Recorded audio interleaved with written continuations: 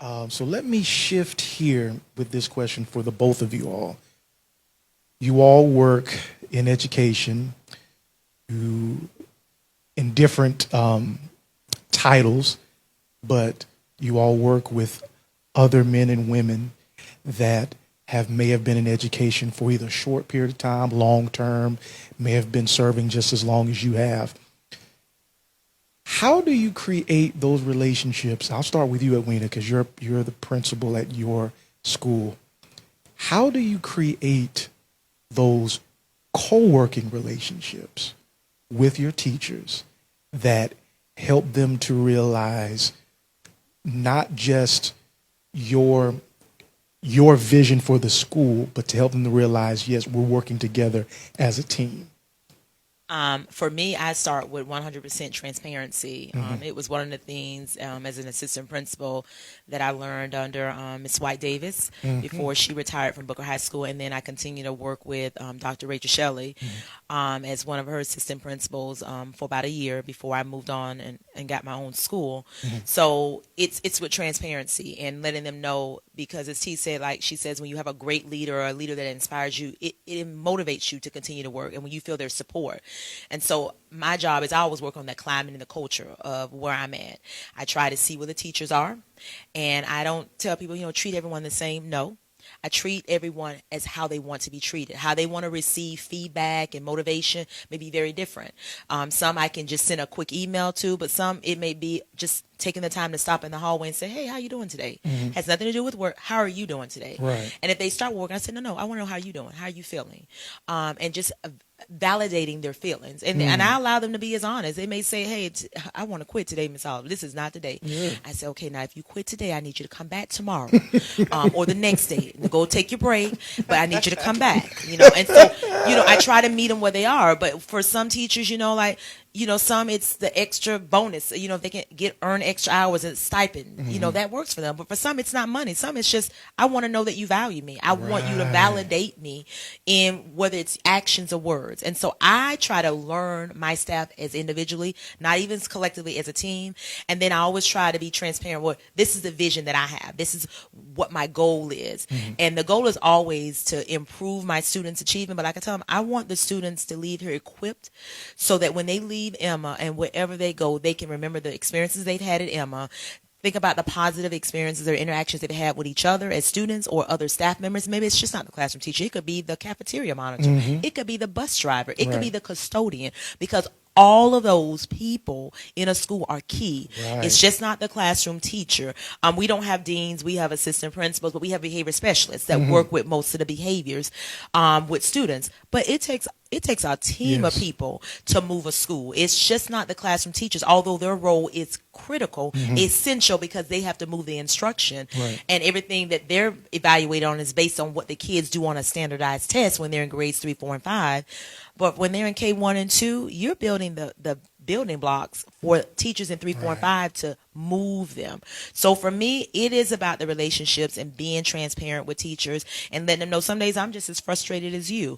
And, I may have to go in then and say, hey, you know what? Well, Miss Oliver, how are you? And sometimes it's just sending a teacher, like I will mail letters home to teachers. I'll mail them to their spouses, their significant others. You know what? Thank you for sharing so-and-so with us. They did a great job. Or, even writing to a parent of a teacher. If they're single, they're still young, they're at home with their parents. Hey, your daughter did a fabulous job their first year, or your son. We're so blessed to have them, and I appreciate the support that they give. It's just making those personal connections and letting people know that it's authentic. And it's just not you just saying that because you want to. No, I am saying it because this is what I feel. Right. And we can agree to disagree. Like I said, you may be a very kind person, but you may not be an effective teacher. Right. And it's okay for me to say that. I appreciate you. You are a kind person. You have some good things going in you. I just don't think your role here at the school is matching where we're trying to go. Maybe your intensity is not there. Maybe the rigor is not there. Maybe the intensity of the kids is just too much for you. You're not used to that. And so I try to help people find the right seats on the bus. And I understand that it may not be at my school, and I don't take it personal. Even when teachers who I love say, Miss Oliver, you know what? I want to do something different. I want to step outside my box. I have this opportunity at this other school. How can I help you? What do you need for me to make that happen for you? Right. Because I'd rather them be at a place where they feel like they can grow and glow than to be at a place where it's just a job. I'm just doing this. It's just a paycheck. Because honestly, working at a school, especially at my school, it's more than a paycheck, because you're not into education because of teaching, and the summer's off. No real educator has a summer off. You know what you're doing? You're thinking, what we're going to do. Okay, now how's this going to look? Now I want to try this. Oh, I'm on teacher pay teacher. I'm on this. I'm conversating with my colleagues in Duval and Hillsborough, my principal colleagues. Hey, what are you guys doing to start the year? How are you dealing with this remote learning and the distance learning? What is your district doing? Because I'm always trying to see what others are thinking, but it's not a job that you can just stop when you get home, even when you have family. It's always with you, but you have to learn how to balance it. Right. So, for me, again, relationships, being transparent and meeting people where they are and giving them what they need, not necessarily what you want them to have. Right. That's excellent. Well, I'm going to piggyback because those were honestly my two. Being transparent and building relationships. And I know you guys probably think you hear it a lot, but when it comes to working in the school system, relationships are vital. And I will continue to say that.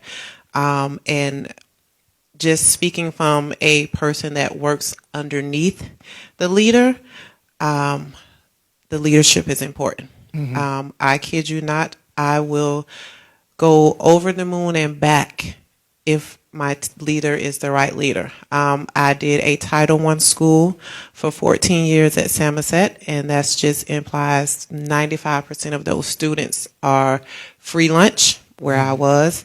So that is a whole different type of background. And the family that I built with those teachers, I can promise you, not one of them was there for the paycheck. There were so many times we stayed after school. There were so many times we came in on the weekend for planning. It's definitely not for the paycheck. It's because your heart is there. We used to have a saying at Samoset, teaching from the heart, because it is needed, especially when you're dealing with those kids. So as far as building relationships with the staff, it's the same thing. You guys have to know that we are a team. It is vital. My first 10 years at Samoset were 10 of the best years of my life. And when I tell you they became my family, we still socialize to this day, so many of us. And I learned to trust and count on those kids. I was at Samoset when my son got sick. And when I tell you, they did just as much for me as my church family did and my home family. Like, they were there. Packages being sent weekly. That's what you call a family. Yeah. So they were no longer just co-workers that I was working with every day. They became my family. And when you are working with a family, you guys can move mountains. We went from being an F school to an A school. I'm telling you, it's because we became a family. Right. Everybody learned to support. Everybody learned that, yes, maybe I'm going to tell you something you don't want to hear, but I just want you to think about it. Like, let's meet halfway. Maybe you don't have to stop doing it this way and I have to stop doing it that way, but let's find a halfway point. When you become family, it works. And so my first thing when I was interviewed with Mr. Clark for Rowlett Middle, because again, it was a huge transition. I went from being at a title school to now I'm at a chartered school. The amount of Title I kids was very low compared to me being at a 95%. So I knew going into it, it was going to be a different background. So the first thing I said to them is family is important. And I wasn't referring to mine, and I wasn't referring to the students. I was referring to the staff. And I said to them, for this to work for me, I need a family. I'm not going to leave one family to come and work with strangers. I needed a family. And we talked about that for a while. And I meant that. So the minute I got there, I knew my job as being a new one. The school was only open 1 year prior to it, so I wasn't that far behind. But I said to myself, I'm always honest. First thing I said to my principal, too, I'm going to say what I need to say, but just know I will say it the right way. I'm never going to be disrespectful, but I did say that to them in the interview. So the first thing I did was I began to build staff relationships. I'm introducing myself. This is my role. I let them know. And the thing is, you mean what you say. Right. So if I'm telling them, look, this is my job, I'm here for you to help you to make your classroom better, to make your classroom to where you're going to be able to teach. If that meant me going into some classroom and helping out for certain periods, I needed to do that. If that meant me going in and pulling students out for a certain amount of time, I was going to do that. So I did what I said I was going to do. And because of that, they then in turn learned to trust me. And that's how we begin to bond. So now if you see me walking around, like, teachers are just like students. We waving, we saying hello. I'm already in love with half of my staff. This is going to be my 3rd year, but it's because we begin to build relationships. They begin to trust me, and now they can call and they know I'm going to show up. And because they also know that I'm building a relationship with students, it makes it easier for them. Right. Like, my job is to help you so you can teach. So whatever you need me to do so that you can keep your job going, I'm going to do it. And when they call, I'm running. And they know that I have their back no matter what. A teacher can call me and a parent said this and blah, blah, blah. And I tell them, what would you like me to say? How do you want me to handle it? Because I need them to know my job is to support you. If you say this happened, then the parent gonna hear the same thing from me. Because again, parents can be like students. They want to try to break up the happy home. We're not breaking up this happy home. This is my family. I work with them every day for these 7.5 hours. We're gonna make this work. So the relationships, being transparent, is vital. And I don't think you can find a person right now on my staff that they're gonna tell you they don't like Miss T. I'm everywhere. And even if they're having a bad day, I'm going to speak. Just throw your hand up. You don't have to say hello today, but throw your hand up because I'm going to say my good mornings and we're going to make it work. You have a problem. Let's talk about it. We're adults. But at the end of the day, we're all here for the same thing. And that is to make sure that our kids are learning and that they're learning to be independent and that they're preparing to go to high school. That's my only job. And as long as we all on the same accord, we're going to be great. That's wonderful. Listen, when I tell y'all, I've asked maybe how many questions? 2 or 3 questions, 3 questions. And they have given us so much impactful information through just 3 questions. That just tells you, one, how vital it is to have women like yourself in education, and 2, how passionate you all are about what you do, and you are heavily needed in times like these for our children. You all really are. So let me just give y'all kudos again for what you all do. Man, this, in your personal opinions, what's the best part of teaching?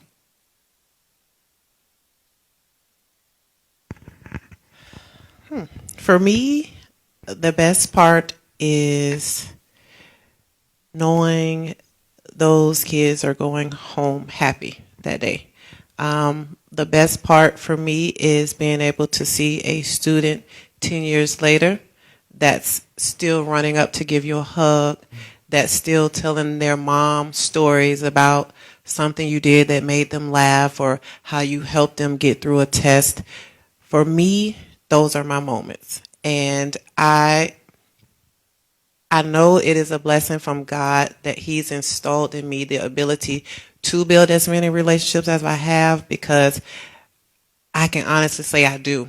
And that is what motivates me every day. My first year into it, straight out the gate, 3rd grade, I think I've shared with your wife the story, but I fall in love with these kids.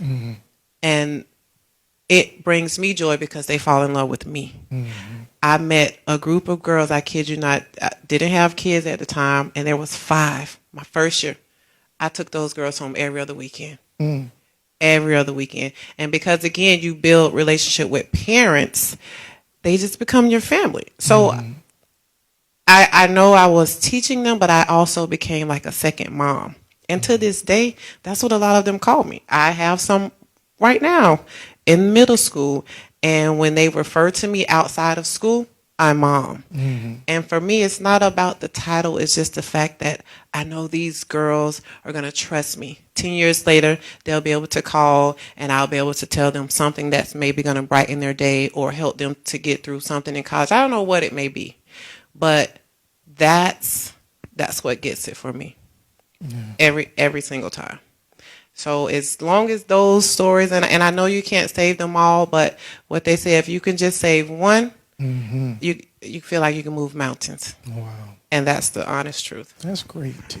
It is. I agree. Right with Miss T. It is the impression that you leave. It's the thumbprint that you leave with the kids, and the connections that you make not only with the students but with the families. When you have families that will follow you from school to school, from school, or you leave a school and they still want to call you because something has come up and they trust what you say to them. And it may not, and you may be saying the same thing that the previous school just said to them, the current school saying, but it's just how you're saying it. They trust you. They'll say, oh, okay, then I believe you said it, Miss Oliver, then that must be happening. And I haven't changed anything. I'm just telling you exactly, okay, well, this is why they probably made this decision, or this is why. But as a teacher, and I tell myself all the time, what's your favorite role? What do you miss most? I say, I miss being in the classroom. I miss my kids. When you're a principal, you're worrying about the whole entire entity. Yeah. When you're a teacher, you're really concerned about those 23 babies that you get every year and the relationship you build in your classroom. You block out everybody else and you worry about these right here because that's what you need to worry about and that's what you're responsible for. But when you're the leader of the school, you got to be responsible for the classrooms, all 58 of them that I have, plus the staff, plus the family, and then the students, and you worry about all of that. But it is the impression, the thumbprint that you can leave with your kids or the families, and when you can connect back with them, and whether they're in middle school, high school, college, or they come back with their own children. I think I was in the neighborhood one day when our kids were on remote learning, and I literally was just going to check with the family to get this little kindergartner on. I'm like, I haven't seen him. The teacher's concerned. What's going on? Oh, Miss Oliver, blah, blah. We talked. I said, okay, I'm coming back the next day. Now I need to know they're on. I went to the end of the street to go back to Emma. I ran into a student I had not seen in years, and he's had highs and lows. And I called him by his name that I called him in school. And he looked, and he said, Miss Oliver. I said, yes, how are you? Like, literally, I hadn't seen him. But in his bumps and his rolls, I mean, I've been with him. When he went to jail, I went to right there to visit him, fill on the form, teacher. I went to visit him because I wanted him to know I still believe in you. I still support you. I don't care why you're here. I don't want this to be a lifetime, but hey, I want you to know someone's here because his mother had passed, and he still remembers those things, those things that I did. And I didn't do it for praise. I did it because I had connected with him as my 5th grade student. I wanted to let him know I'm still here for you. And so, it brought the biggest. I said, I'm gonna take a picture. Miss Oliver, what you gonna do with it? I said, I'm gonna put it on I'm gonna share it with my teachers. Do you mind? He says, go ahead. And literally leaving my community the other day, leaving home to go to work, I said, it looks like my student. I had not seen him since he had had some ups and lows and had been in jail. He's out now. I hadn't seen him. And I only heard this. And I didn't keep in contact, but I know my kids. I looked at him and I let the window down and I called his name. He said, Miss Oliver. And I said, and he was working on the road. He was with a group that was working and paving the roads. And I said, hey, can I go now? He says, no, you need to stop. He says, you know how long I've been waiting to tell you no? I couldn't ever tell you no in the classroom. I want to tell you no. And I listened. I said, okay, well, I'll wait. He said, no, hey, go ahead, Miss Oliver, you can go now. Although he waved me on the wrong side of the road, I went. But it's just, I hadn't seen him. And I got back to work and I told one of my colleagues, I said, guess who I saw? And she goes, you saw? I said, I saw so-and-so. I haven't seen him in forever. He has children of his own.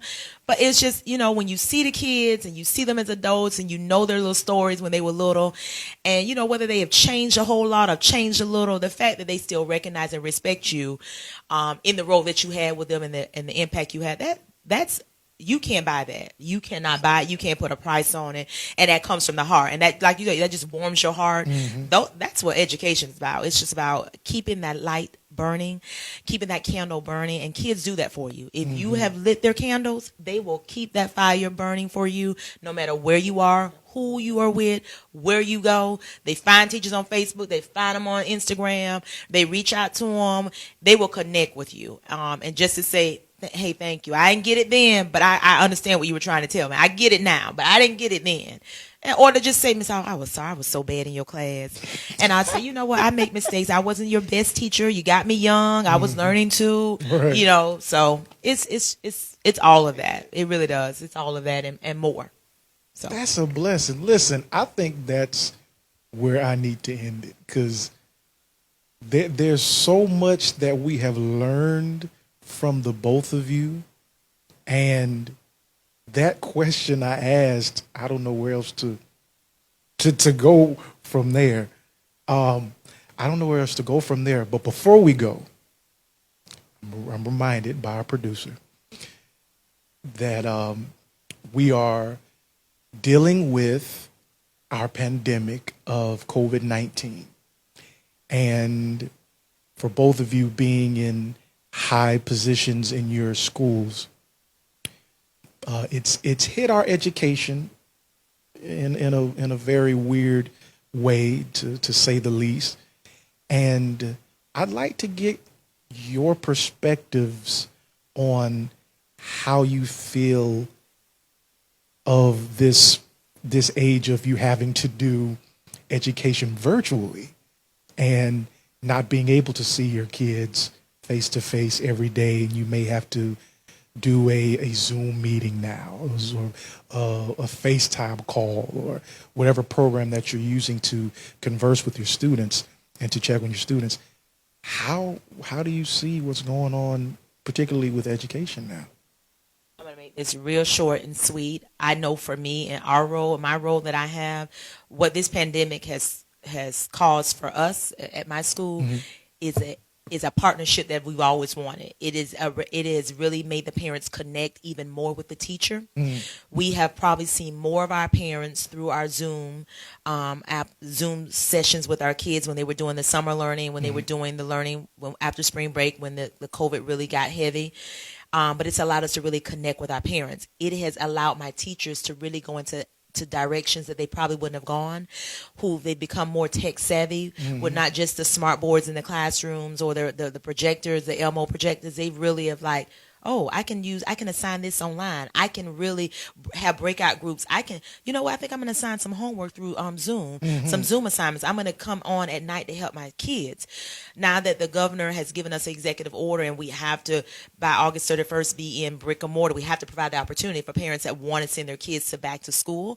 But just like I conducted this morning, did Facebook Live, technology has been wonderful. It's been a blessing, because now I've connected with my families. Well, you're not coming to the building. Well, let's talk. Let me answer some questions. I need you to complete this survey by Monday. I need you to know how you want your child to be serviced. And knowing if you choose for your child to be home remotely, it's okay. You don't need to feel guilty about that decision.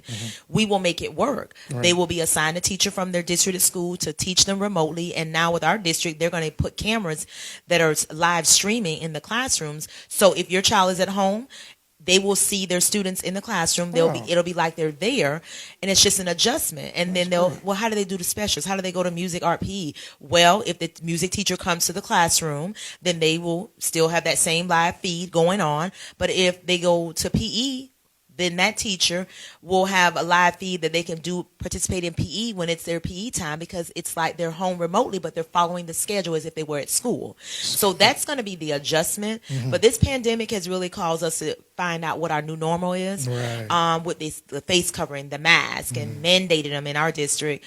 And it's just learning. And it really drove home the importance of having that physical contact with kids, because schools were not built for social distancing. That is not what schools are. So that's why it's so hard to do the safe distancing of 6 feet apart, because schools were not built that way. We have kidney-shaped tables so kids can be closer to us. We have learning tables so they can learn in cooperative groups. And now you're asking us to separate children. Yeah.